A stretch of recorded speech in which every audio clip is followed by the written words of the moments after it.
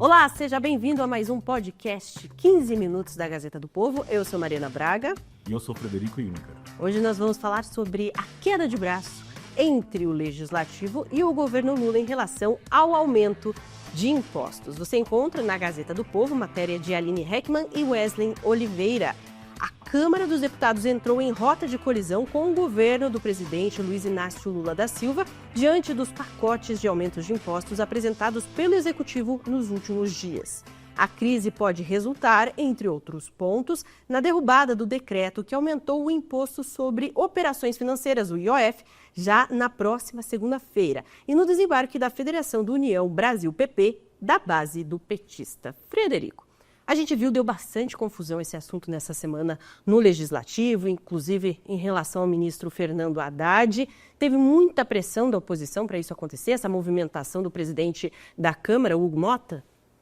Teve, Maria, até eu queria aproveitar esse assunto, do aumento dos impostos para traçar aqui uma pequena, mostrar o quanto isso, a gente tem obviamente esse cenário momentâneo que é bem preocupante em termos de aumento da despesa do gasto público, e aí o governo, em vez de reduzir as despesas, quer aumentar ainda mais os impostos. Foi feita uma pesquisa até publicada pela Gazeta do Povo, de que desde o primeiro dia do governo Lula ele já propôs aumentar ou criar novos impostos 34 vezes. Então, é um número aí que espanta, e uma média a cada 37 dias ele querendo aumentar um imposto. Mas só que isso também é um problema estrutural do Brasil. O Brasil tinha uma carga tributária, lá na década de 80, de aproximadamente 22% do PIB. No final dos anos 90, lá aproximadamente ali em 99, começo do segundo mandato Fernando Henrique, a carga tributária do Brasil aumentou para 35% do PIB e desde então não baixou mais. E está gravitando entre 32% a 35% do PIB. O que é alarmante, porque mostra que o Estado brasileiro ele é muito pesado, ele gasta muito e gasta mal. Se você for comparar o Brasil com países com nível de desenvolvimento parecido com o nosso, inclusive aqui os da América Latina, eles têm uma carga tributária média aí de 21% do PIB. O Brasil está em 35%. 35% é a média dos países da OCDE, que são os países mais desenvolvidos do mundo. Então, você pega países como México, Chile, a própria Argentina, tem uma carga tributária muito menor do que a do Brasil. Então, isso só para demonstrar o quanto hoje o tamanho do peso do Estado e essa conta que, obviamente, acaba não fechando. E aí você tem um número ainda mais agravante, é que não só o Estado brasileiro tem gastado muito, mas a arrecadação do Estado não tem sido suficiente para fazer frente a essas despesas. E nós temos tido aí um aumento da dívida pública. Hoje a dívida pública do Brasil ela é de 76% do PIB, e há estudos aí alarmantes que apontam que ela pode chegar daqui a 2 anos a 90% do PIB. E o que acaba aí um problema embutido de aumento da inflação, porque o Estado, para financiar essa dívida pública, ele acaba tendo que emitir títulos aí do Tesouro, e isso, injetando mais dinheiro na economia, isso vai gerar ali um aumento dos preços. Então a gente tem esse problema estrutural. E qual que é o problema circunstancial? Que a gente teve ali, durante todo esse período histórico que a gente está analisando desde os anos 80, a gente teve ali no governo Fernando Henrique uma tentativa de controlar esse problema fiscal, aprovando a Lei de Responsabilidade Fiscal em 2001. No governo Temer, nós tivemos também aquela aprovação da PEC, a famosa PEC do teto dos gastos, que visava controlar os gastos públicos, dizendo o seguinte: olha, a partir de 2017, você está limitado o crescimento do gasto público à inflação, à taxa de inflação do ano anterior. Ocorre que, tão logo o governo Lula iniciou, eles mexeram na PEC do teto dos gastos, que havia sido implementada no governo Temer, e aprovaram o chamado novo arcabouço fiscal, que permitia que houvesse o crescimento do gasto público desassociado da taxa de inflação. Então, a gente tem aí um crescimento muito preocupante dos gastos públicos, especialmente de 2023 para cá, e o governo, em vez de sinalizar e de cortar nas despesas, porque você pode fazer um ajuste fiscal de 2 formas, ou reduzindo a despesa ou aumentando a tributação e os impostos. E o governo Lula, desde então, vem sinalizando apenas no lado de aumentar os impostos, quando a gente sabe que a sociedade, já considerando até essa carga tributária brasileira aí, próximo de 35% do PIB, já não há mais de onde tirar dinheiro da iniciativa privada, dos empresários, empreendedores, da sociedade em geral que paga os impostos. Então, essa queda de braço hoje entre o Congresso e o governo federal, ela decorre justamente desse problema estrutural brasileiro. Não é um problema de hoje, já vem se arrastando há muito tempo, mas ele se agravou agora no governo Lula e os deputados, especialmente os deputados do Centrão, mas obviamente também a bancada de oposição, falaram nessa semana um basta, deram um basta, inclusive esse fato muito associado ao aumento da desaprovação do governo Lula. Esse pessoal, especialmente os deputados do Centrão, voltam para suas bases eleitorais, sentem que o governo, né, está desmoronando em termos de popularidade. O Lula, que atingiu aí na semana passada, segundo pesquisas realizadas, a desaprovação de 57% da população brasileira que desaprova o seu governo. E chegou esse momento em que o governo propondo novos aumentos de impostos, os deputados federais agora deixaram um recado muito claro de que basta, não dá mais, e ou o governo sinaliza um projeto sério de redução dos gastos, que eles não concordarão mais com esse aumento de impostos, Mari. É interessante, tem duas coisas que eu gostaria de destacar aí, né? A gente vê o Hugo Mota sendo muito mais firme em relação ao executivo do que em relação a outras pautas que interessam a oposição, como o PL da anistia, que ele engavetou e tudo mais, né? Tem muita gente que diz, nossa, ele está jogando ali com o executivo. Mas em relação à economia, parece que o bicho pegou mesmo, digamos assim, e ele decidiu enfrentar e entrar nessa queda de braço mesmo com o executivo, né? E muito porque atinge muitos outros setores ali, tem muitos setores envolvidos, muitas bancadas envolvidas também, como, por exemplo, a gente pode destacar aqui em relação a esse texto que eu sugeri aqui, que está na Gazeta do Povo. Como recua ao aumento do IOF, o governo Lula publicou uma medida provisória que eleva de 12% para 18% a alíquota dos impostos sobre o faturamento das empresas de apostas esportivas, as chamadas BETs. O texto também prevê o fim da isenção das aplicações em LCIs e LCAs, letras de crédito imobiliário e agrícola, que são dois setores importantíssimos, né, que a gente sabe que levam o Brasil para frente aí, principalmente a agrícola. Então, isso atinge muito mais setores, né, do que essas outras pautas que interessam à oposição, e por isso também isso deve ter incentivado aí o presidente da casa, né, Frederico? Pois é, Mari. E até isso decorre, a gente sabe que no começo do mês, agora de junho, o Haddad apresentou um pacote para aumentar o IOF. Isso é muito grave porque o IOF é o Imposto sobre Operações Financeiras. E o que são as operações financeiras em geral? É o mercado de crédito, quando você vai fazer, por exemplo, um financiamento, um empréstimo, o mercado de seguros, o mercado de títulos mobiliários, como a Mari bem lembrou aqui, a letra de crédito imobiliário, a letra de crédito agrícola, por exemplo, e o mercado de câmbio. E acontece que a gente chama, quando você vai estudar a questão tributária, há impostos que são impostos chamados regulatórios e os impostos arrecadatórios. O que são os impostos regulatórios?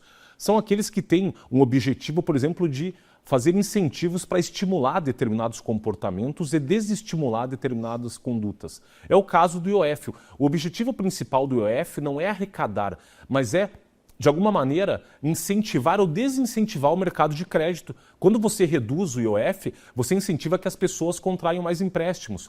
Ou a questão mesmo da taxa de câmbio. Você busca, por meio do IOF, controlar também a taxa de câmbio. Ocorre que esse aumento brusco da taxa do IOF desestimula a economia brasileira, especialmente impactando sobre o crédito num momento sensível, e ele tem sido usado não para fins regulatórios, mas para fins de arrecadar mais recursos para se contrapor esses gastos públicos crescentes. Então, primeira coisa, é que ficou muito claro, até tem uma declaração do presidente Hugo Mota dizendo, olha, o IOF existe como imposto regulatório e não arrecadatório, e, portanto, ele está sendo desnaturado e o Congresso não concordará com isso. E o segundo, Mari, que como você bem tocou nesse aspecto, a gente tem essas letras de crédito, inclusive que o governo, como reação do Congresso que disse, olha, a gente não vai concordar com esse aumento do IOF, o governo apresentou um novo pacote, apresentou uma medida provisória nessa semana, em que, por exemplo, criou um imposto de renda sobre essas letras de crédito. O problema aqui, quando a gente está falando a letra de crédito imobiliário é usada, por exemplo, para promover a construção civil, que as pessoas possam adquirir moradia, né, comprar apartamento, casa, etc. E no caso do crédito agrícola, a gente sabe que é um setor hoje que responde no Brasil por 26% do PIB, 27 milhões de empregos diretos e indiretos. E a maior fonte de financiamento hoje do agro é por meio dessas letras de crédito agrícola. Então, isso claramente impacta um dos pilares da economia do Brasil. Inclusive, o deputado Pedro Lupion, que é o presidente da Frente Parlamentar do Agro, deixou muito claro, e essa é a bancada mais forte hoje dentro do Congresso Nacional, com maior poder de articulação. Eles deixaram muito claro que não concordam com essa medida provisória apresentada pelo Haddad, porque ela terá um impacto direto e sensível em setores da economia muito importantes, como é o setor da construção civil e o setor agrícola, pelos números aqui revelam, né, que responde por 26% do PIB brasileiro e 27 milhões de empregos. E, obviamente, você aumentando o custo de crédito para os agricultores, isso tem um impacto direto, porque isso encarece a produção e o preço da comida na gôndola do mercado vai chegar mais caro para o consumidor, Mari. E essa tentativa, né, de trazer esse aumento de impostos pode ser mais um tiro no pé do governo Lula, como foi a questão, né, no começo do ano relacionada ao PIX, que expôs bastante, o governo teve que recuar depois. Você enxerga isso principalmente nesse momento em que a desaprovação do governo chegou aí a 57%? Com certeza, Mari. Você vê que o governo Lula está, primeiro, tem rumo. Você vê que é uma dificuldade do governo, eles vão lá. Nessa própria questão do IOF, eles anunciaram o aumento do IOF, recuaram, aí agora apresentaram esse novo pacote aí de aumentos de impostos e também tendem a recuar porque a reação política foi muito negativa para o governo. Você vê aí, inclusive, a gente sabe que tivemos uma federação formada entre dois dos maiores partidos do Brasil em abril, União Brasil e o Progressistas. Eles inclusive estão ameaçando deixar a base do governo. Então, isso fica muito claro que o governo, primeiro, está vacilante em relação às suas políticas econômicas e não dá um sinal claro para o mercado de que ele vai tratar desse problema estrutural do aumento do gasto público desenfreado no país. E, juntando com a desaprovação crescente do Lula, você vê claramente que o governo perde ainda mais a sua base parlamentar, com essa ameaça aí de dois partidos importantes que, somados, tem 109 deputados federais hoje na Câmara dos Deputados. Então, se vê uma sinalização importante aí por parte de que ou o Haddad, obviamente que ele é o ministro da Fazenda, e o Lula repensam a política econômica do governo, ou claramente a base parlamentar do governo vai derreter ainda mais, inclusive porque aí um outro problema associado é esse, de que é uma insatisfação hoje, especialmente dos deputados do Centrão, que são os deputados que mais dependem de emendas parlamentares, que o governo está atrasando o pagamento dessas emendas. A gente sabe que essas emendas hoje são impositivas, ou seja, o governo necessariamente tem que pagá-las, mas chegou hoje, na metade do ano estamos praticamente, e o governo Lula até agora pagou aproximadamente 50 milhões só das emendas que somadas aí chegam ao vulto de 50 bilhões de reais. Então você vê essa dificuldade do governo de efetuar o pagamento dessas emendas também leva insatisfação para os deputados do Centrão, que a gente sabe que são os deputados que mais dependem dessas emendas parlamentares para fazer política e destinar recursos para os seus redutos eleitorais, Mari. Boa, Fred, a gente tem ainda uns minutinhos aí, aproveitar para falar sobre essa questão. É um momento em que o Congresso tenta mostrar sua força, né? Já tem a questão da relação do Legislativo com o Judiciário, em relação a várias frentes aí do próprio STF, né, que tem atingido aí algumas atribuições que são do Legislativo e agora também tentando se colocar, né, com mais poder, digamos assim, o Congresso diante de decisões do Executivo. A gente vê até uma fala do deputado Marcel Van Hatten, que é a seguinte, descrita nessa matéria também. O aumento do IOF é uma agressão ao Congresso, porque não se pode aumentar imposto de arrecadação via decreto. O IOF é um imposto regulatório e não arrecadatório, ele explicando, mas dizendo que, então, é uma agressão ao Congresso esse aumento aí. Então, é de fato, mais uma vez, a gente vendo essa queda de braço, essa tentativa de mostrar que ainda manda naquilo que diz respeito ao Legislativo, né? Perfeito, Mário. Você vê a confusão entre os poderes, né? Esses embates STF, Congresso, agora o Congresso, Poder Executivo. E você vê uma dificuldade de articulação, especialmente do governo Lula hoje, dentro do Congresso. E esses pacotes anunciados pelo Haddad têm piorado ainda mais essa situação. Inclusive agora, uma das primeiras vezes é que a gente vê o Hugo Motta assumindo aí o protagonismo como presidente da Casa, né, da Câmara dos Deputados, e deixando claro de que o Congresso não concordará com o aumento de impostos e, portanto, o governo Lula vai ter que repensar sua política fiscal e necessariamente apresentar algo que envolva o corte de gastos públicos, Mari. Tá ótimo. Muito deve acontecer ainda nos próximos dias. É por isso que a gente espera cada um de vocês na segunda-feira, né, Fred? Isso aí, Mari. Até segunda e um ótimo final de semana a todos. Até lá.